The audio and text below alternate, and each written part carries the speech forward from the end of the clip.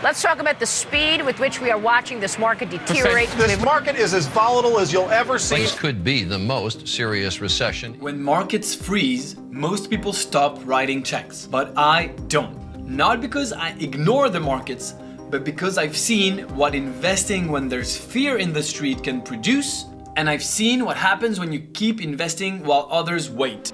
This video is why I keep investing in bear markets and why some of the best investments I've ever made happened during a downturn.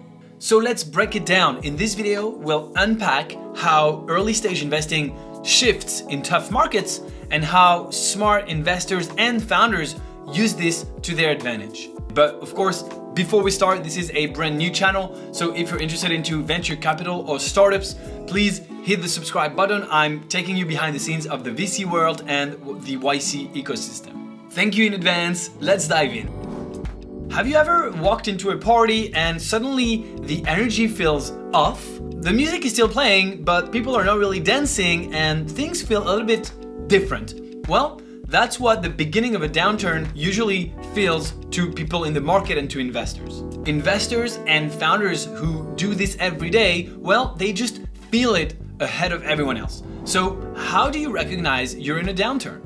Well, rounds just take longer. Valuations are lower. Founders who just raised 5 million last year in a matter of a few days now are struggling to raise just 1 or 2 million. Then the tourists disappear. People who are just here to follow the hype, people who just came in to follow the buzz, they're not here anymore. They're not answering your emails. They're just ghosting you. They're out of town. And suddenly, let's talk next week becomes, oh, let's circle back next year. Very, very different energy. Then you open Twitter or LinkedIn, and instead of saying, hey, we're hiring, we're growing like crazy, you hear posts like, oh, we had to take tough decisions today, we've had to cut some of our staff. Founders go from chasing growth to watching their burn. Everyone now talks about efficiency and runway. And finally, no one's talking about IPOs anymore. All of those VCs who tell you, this company is growing so quickly, it's gonna IPO next year. Right now, crickets. Nothing's happening, just founders quietly building and hoping the storm passes. By the way, that's not necessarily a bad thing, we'll come back to that. But so if you're wondering if you're in a downturn right now, well, don't wait for CNBC to actually tell you. Watch around you, watch the energy and the feeling and the vibe of people building and investing. You'll know pretty quickly. Of course, look at how founders behave, but also look at investing because smart money moves way before people actually realize the downturn is here. By the way, this video applies to whenever a new downturn comes in. It's not about, COVID in 2020 or the tech crash in 2023 or then the early 2025 that was also bumpy. If you're watching this in 2028, in 2035, there's always going to be a new downturn, so this is always the same playbook, and so I want to make this video relevant for you whenever you watch it. So let's zoom out for a second, okay? Yes, there are less IPOs, and yes, there are less massive big rounds. But what about seed investing and pre-seed investing? Well, it's not going away. It's just being more cautious because people are afraid and there are less obvious exits right away. But early stage investing is still happening. So bear markets actually don't kill startups. You just, as a founder, have to adapt if you want to still be able to fundraise. One might actually say that bear markets actually make startups stronger.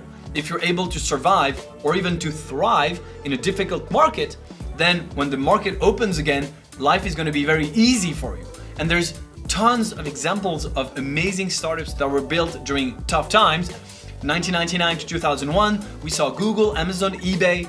Then 2008, we saw Pinterest, Airbnb, Stripe, and the list goes on and on. What's really interesting when you're an early stage investor is that you're investing for 5 to 10 years. And so the hypothetical downturn that you would be in when you invest will for sure be gone by the time of the exit. So you actually want to invest in the tough years to reap the rewards in the better years. You have to remember that whatever the macro is today, it actually doesn't matter at all for when you're gonna cross the finish line. Let's take Airbnb as an example. They took 12 years to exit, which is arguably a little longer than what investors would want. but it was started in 2008 during a crisis, and then it exited in 2020 in a year where a lot of IPOs were going on and valuations were pretty high. So that's actually pretty good timing for investors despite investing during a great financial crisis. The best founders actually almost ignore the macro and just keep grinding and building. They know they're going to be successful no matter what because they're making something people actually want. And so when some VCs zigzag, oh, this year I'm investing, next year I'm not, you want to stay consistent. It also helps you get a better reputation with founders if they know they can always come to you for capital if they have a great idea, obviously, and a great company. And so because the cycle is tougher and the conditions are harder, if a company is actually growing in that environment, it means it's an even better company than usual. And remember, my focus is on early traction. So again, getting early traction in a tough environment is so much harder. So it's even a greater signal during downturns. But then valuations drop as well. And that's the really cool thing because there's less money chasing the hottest deals and less VCs in general. Well, if it's offer and demand. If there's less demand, then the offer has to come down in terms of price. And so you're able to get into some amazing deals at a usually much lower valuation than in other times, which makes for perfect bargains. Finally, deals move slower, usually, which means you just have more time to do your research, to do your due diligence. So that's also a win for the VC.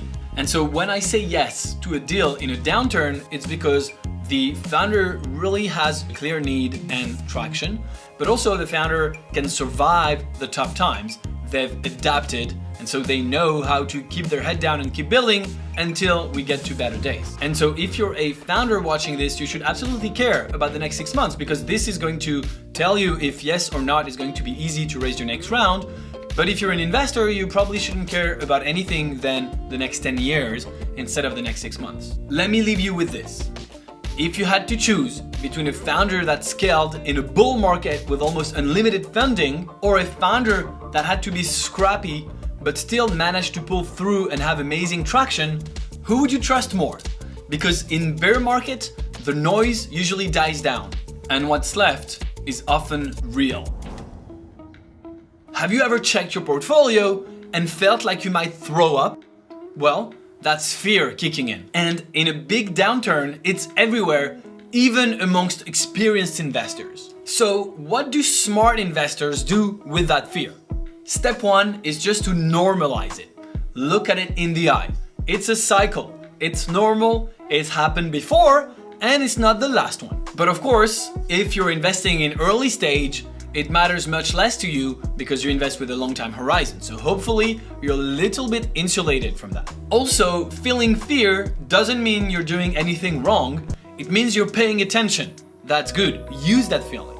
Step two is redefining success. The real flex is not investing when everyone's greedy and bullish. That's easy and obvious.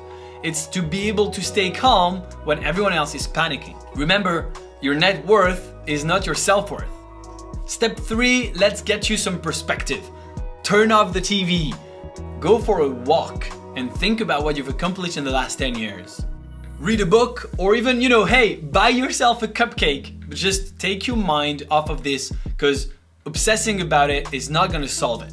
As you know, your ability to make smart decisions drastically increases when you're not in fear, but when you're actually, outside, thinking clearly and relaxed. Fear thrives in isolation and noise, but you don't have to be afraid. You have to be focused and long-term oriented. That's how smart investors win. Now, if you're a founder trying to get money during a downturn, you might be thinking, it's not even possible, it's never gonna happen, no one can get funded right now. Well, that's not true. Many people are being funded right now, but only the exceptional ones. So how do you become this exceptional one? Of course, today capital is tighter. Investors don't invest just on vibe. And so here's what you need to do to actually get that capital and becoming exceptional. Number one, get traction fast. That's the most important thing you can do for your startup. If your revenue is growing quickly, then investors are going to be all over you no matter the macro. If you haven't hit traction yet, well, make this your full-time job and your single goal. Traction turns every no into a yes from investors. The second thing you need to know is you should build like you don't need the investor. The best money comes from the customers, not from the investors. And so your business should be cash flow positive and should be growing quickly so that if you raise, it's money on top. But if you don't, you're just gonna keep building and growing as fast as possible. Something else to remember is that investors compare startups with each other. And so if you want to be exceptional, it probably means you want to be in the top 10% of founders. So just move faster than your peers, grow faster, get more revenue than they do. You can do this by talking to customers more and just to iterate faster than everyone else. If you talk to your users and iterate, you're gonna be in the top 10%. Remember, you're a very small startup, so you can move extremely fast. You can build faster than big companies, and you can also pivot. If it doesn't work, just move into a new direction today and then get to revenue and traction. And finally, don't be desperate. It never works. Investors will feel your desperation. So walk into every investor meeting, every customer meeting as well, with confidence, with the knowledge that you're gonna make it no matter what. And again, that you don't need that investor. It's that investor's chance to join you on your journey to board this rocket ship. Pitch with confidence, not with desperation, even if the times are tough, even if you think your odds of getting that money are very low. Remember, confidence is everything. Obviously, it's easy to invest when everyone else does it, but it's much harder to keep investing when everyone else pulled out. You're thinking to yourself, if they pulled out, are they correct? Should I do the same? Well, my opinion is they're wrong and you should always keep investing. If you're building or investing in a bear market, I'd love to hear from you. What are you doing differently? What are you seeing? Drop a comment below. Thank you so much for watching. Please subscribe to this channel. I'll see you in the next video. Bye.